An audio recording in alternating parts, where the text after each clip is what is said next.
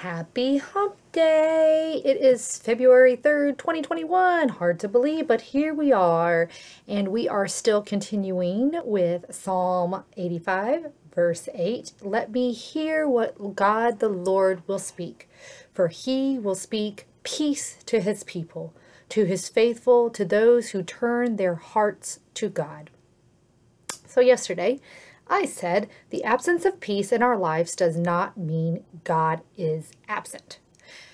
I think we all, at one time or another, if we are truly honest with ourselves and with God and one another, we accuse God of being distant, of being far away, of being absent.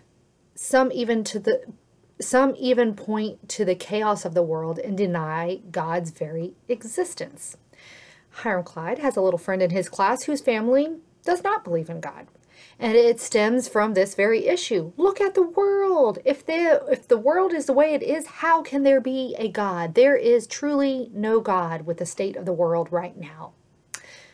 When Hiram Clyde's little friend told him that their family does not believe in God, Hiram Clyde, without missing a beat, said, "Well, just because you don't think God is real doesn't make it true.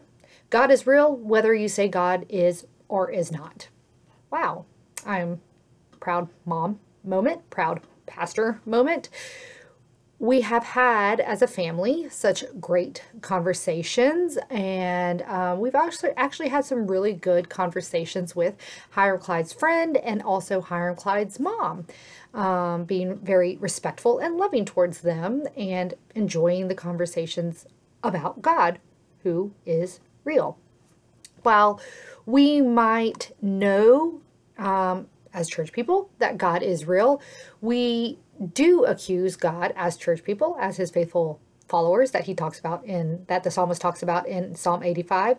We accuse God of being a neglectful, non-present parent at times.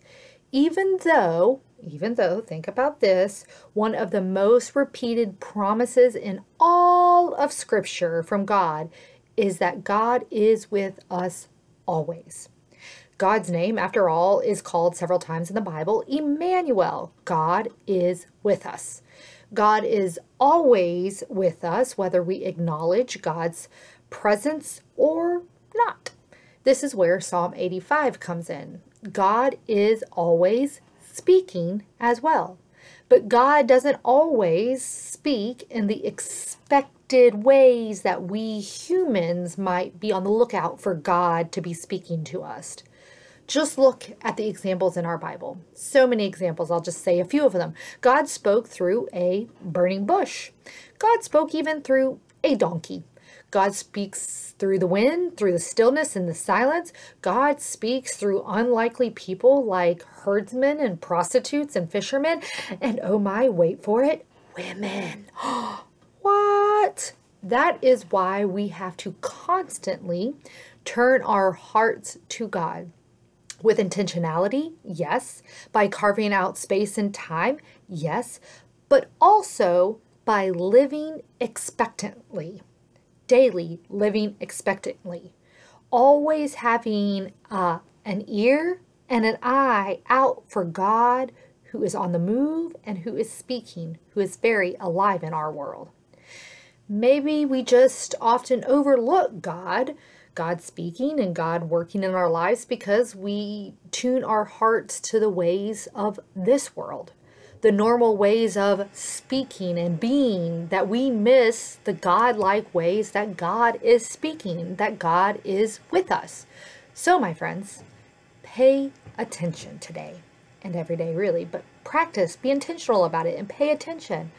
God is truly with you. God is speaking. Don't heap accusations on God that are really your own tuning problems, if you will. I will see you tomorrow on Thursday. Yes, Thursday is tomorrow. Have a good one.